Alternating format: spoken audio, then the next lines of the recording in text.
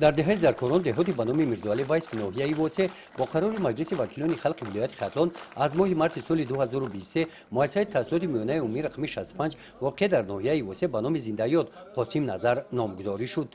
در همایشی که به مناسبت نامگذاری شدن این مؤسسه تعلیمی به نام قاسم نظر با اشتراک اهل جماعتچگی دهات سابقه‌داران مهنت و ساکنان دهه دایر گردید رئیس ناحیه واسه قید نمودند که این مؤسسه تعلیمی در پیگیری از سیاست دوراندیشانه پیشوای ملت پرزیدنت جمهوری تاجیکستان محترم امامعلی رحمان با مبلغگذاری قاسم نظر در دوره کارهای آبادانی بخشیده به 26 سالگی جشن استقلال دولتی تاجیکستان سال 2017 مورد استفاده قرار داده شده است.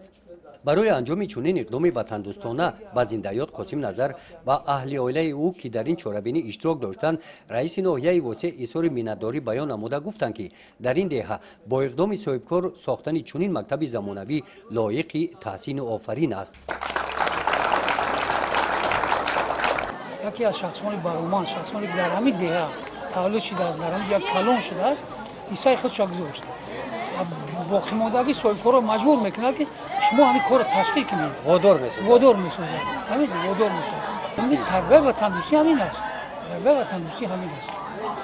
در این چاره‌بینی فرزندان قاسم نظر از دستگیری‌های حکومت مملکت در سمت رشد دهات یادآور گردیده تاکید داشتند که کار پدرشان را ادامه داده تا جشن 35 سالگی استقلال تاجیکستان عزیز در کارهای تعمیر ساختمان راه‌های محلی و روشنی به همدهگانشان منبر نیز کمک می‌رسانند.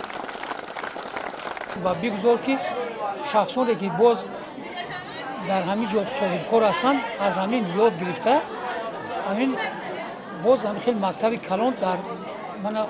دیگه بالاگی با هم مکتب کلان سازم. مؤسسه تعلیمی رقم 65 عبارت از 2 آشانه با 15 صفخانه با وسیله‌های گرم‌دهی تامین 2 حجره معمولی با حجره معلمان و دیگر شرایط‌های برای تحصیل خوانندگان لازمی را در زمین خالی ساخته با اشتراک همدهگان و راهبریت ناحیه در وضعیت تنتنوی کلید آن را قاسم نظر به راهبریت شعبه معارف ناحیه واسه تقدیم کرده است.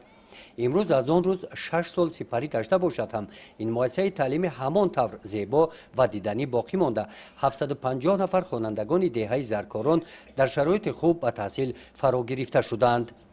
گزارش خواجه نظری خدای نظر ظهوروف از ناحیه واسه برای برنامه اطلاعاتی نوید.